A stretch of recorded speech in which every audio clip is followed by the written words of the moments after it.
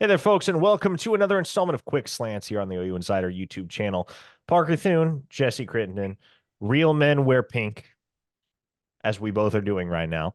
And we look eagerly forward to Oklahoma's inaugural game as an SEC program this coming Friday against Temple. Season opens up for the Sooners at 6 p.m. on a Friday evening. Pretty unprecedented throughout the long and distinguished history of OU football, but a game is a game nonetheless, and we will get to watch one at 6 o'clock on Friday at Gaylord Family Oklahoma Memorial Stadium. College football is back. However, Jesse, DeMarco Murray will have to wait until week 2 to roam the Oklahoma sidelines because, as we learned today, the NCAA has issued him a 1-game suspension and prohibited Oklahoma from hosting unofficial visits on Friday night due to recruiting violations that stemmed from quote unquote impermissible calls and text messages to prospective student athletes. Now, Oklahoma was hardly going to have any visitors on Friday night anyway. I mean, it's a Friday night. That is about the worst possible time to have a college football game from a recruiting standpoint because it more or less prohibits 90 to 95% of prospective student athletes from even being logistically able to show up on your campus. So that's not a huge deal. But the Sooners will be without their running back coach on Friday, Jesse. Yeah, they will, and that's quite a thing to drop from the NCAA just 3 days before OU season opener. But if you really take a look at what all the NCAA said in their in their report today, I mean it's a recruiting violation in name, but it's not something super egregious. Sending out texts and phone calls outside of a permissible time. Parker, I thought the most interesting thing and the thing that hasn't been talked about a ton is it's clear that this was a while ago Yep. and that I think OU knew this was coming for quite some time. I mean, even in the list of punishments or penalties or whatever you want to call it, a lot of them are self-imposed from the university and a lot of them have already come to pass.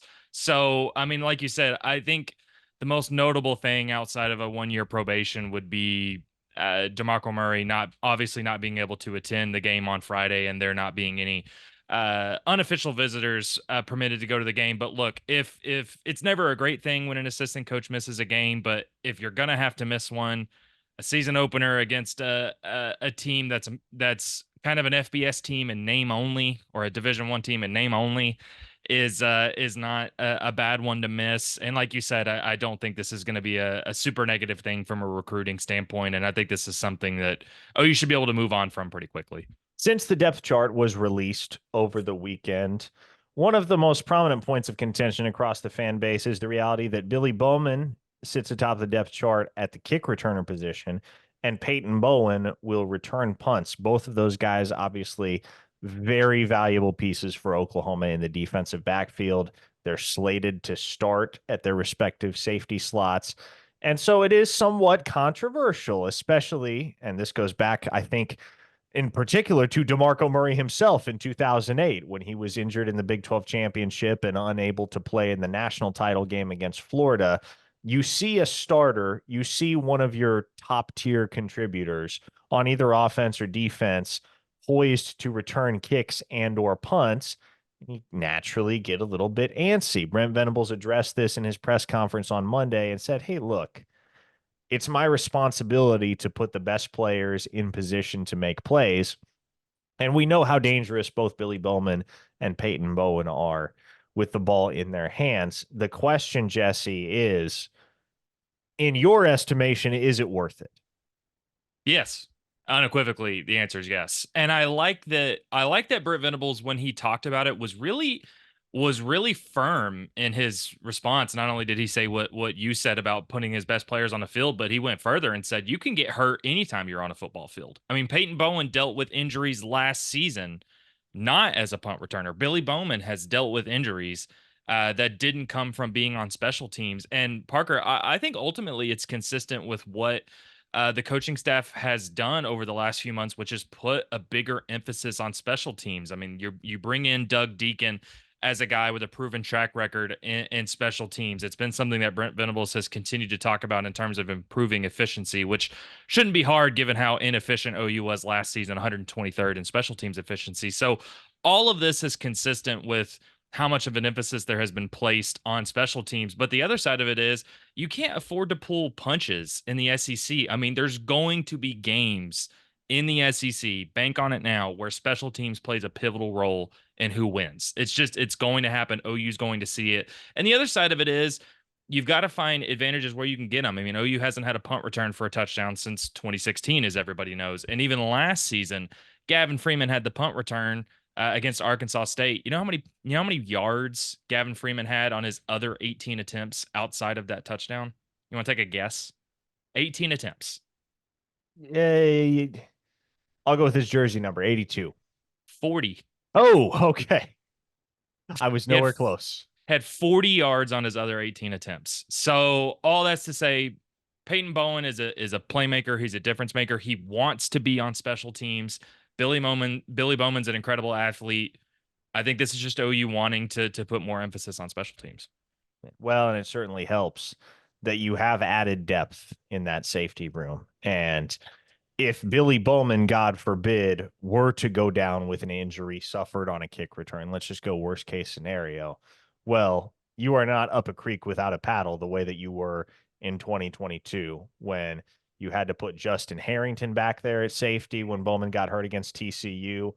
And then Woody Washington ended up having to play safety the next week against Texas in Bowman's stead. So there is some additional flexibility afforded with guys like Bowman and Bowen when you have a Robert Spears Jennings, a Jaden Hardy, a Michael Boganowski, for instance, that are ready and able to jump in and play the safety position at a high level if the situation demands it. Here's an interesting question, Jesse. And maybe I should have piggybacked off the DeMarco Murray conversation with this one because it's directly pertinent to the backfield. Gavin Sawchuk and Javante Barnes are listed as co-starters in the Sooners' inaugural depth chart of the 2024 season. What do you suppose the splits are between Sawchuk and Barnes? What do you suppose the distribution of carries between those two looks like come this Friday?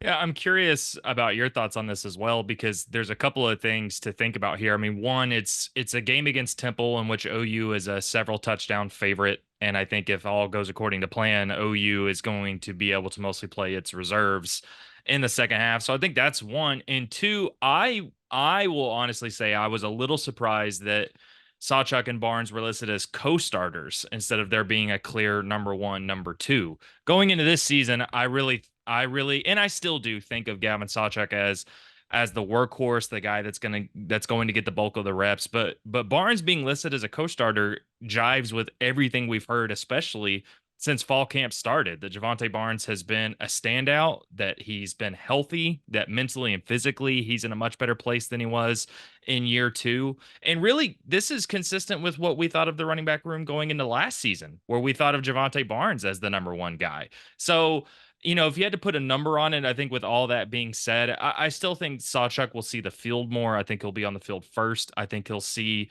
a few more carries, but I don't think it's going to be a big discrepancy. I think it could be something like 60-40 in Sawchuk's favor. And I do think, especially in the first half, it'll be interesting to see how often does Barnes see the field and does this offer a glimpse into is he just a clear second guy behind Sawchuk, or could this be a committee, more of a 50-50 approach? But I'd be curious to hear your thoughts too.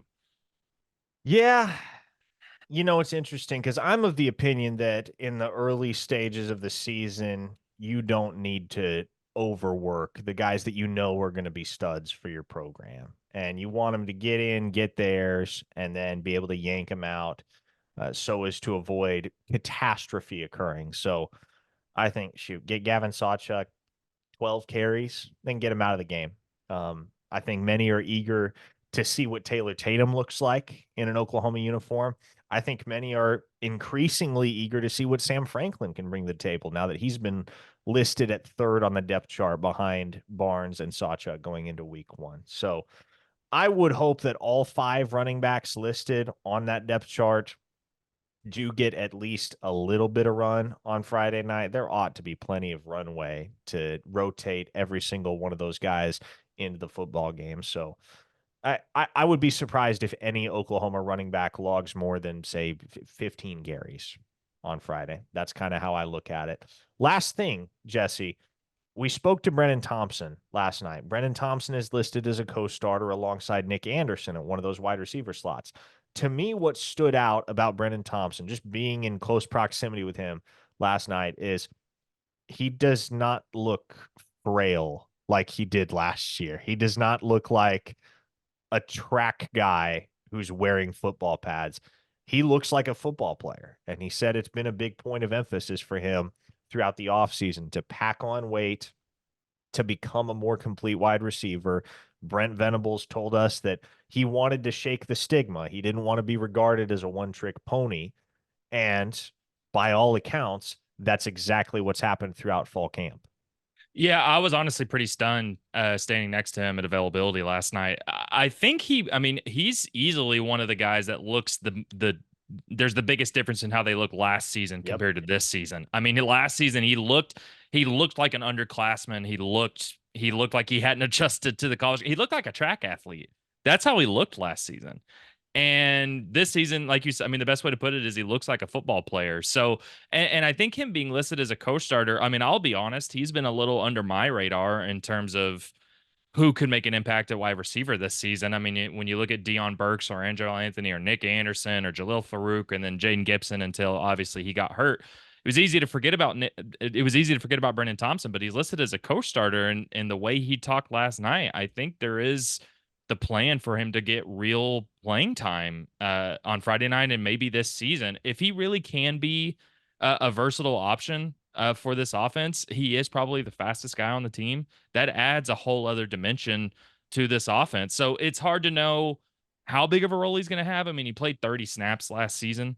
But at the same time, yeah, and that is a loaded wide receiver room, but at the same time, he does offer a dimension that nobody else outside of him can really offer. It's interesting to see how much the buzz has increased the last couple of days, and it'll be interesting to see how much run he gets on Friday. And what a boost that would be for this Oklahoma wide receiver room, which is already spectacular. I mean, already an excellent wide receiver room. You get a version of Brenen Thompson that isn't just a nuclear downfield threat. I mean, and he can still run by anybody on the football field. Let's not get it twisted. That mass addition has not cost him any burst.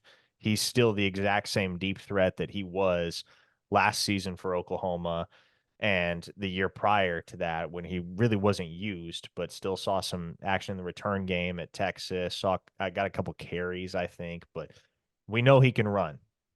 But if he can play wide receiver in a more complete, well-rounded manner, how much more does that add to this wide receiver room, given all the talent that is already stockpiled there for Emmett Jones? It's going to be fun. And we look forward to bringing you plenty more coverage and analysis throughout the week leading up to and directly following Oklahoma's Friday evening tilt with Temple. The 2024 season is upon us. We're excited to cover it. Thanks to all of you who follow along with our coverage here on the YouTube channel, as well as over on OUinsider.com. Shameless plug. You're going to want to subscribe over there for insight and exclusive intel, everything going on behind the scenes, not just what you see on your TV screen on Saturdays as the Sooners battle with SEC foes for the very first time as a member of the Southeastern Conference. OUinsider.com is the place to be. Hit that subscribe button if you haven't already. For Jesse Crittenden, I'm Parker Thune. We'll catch you next week.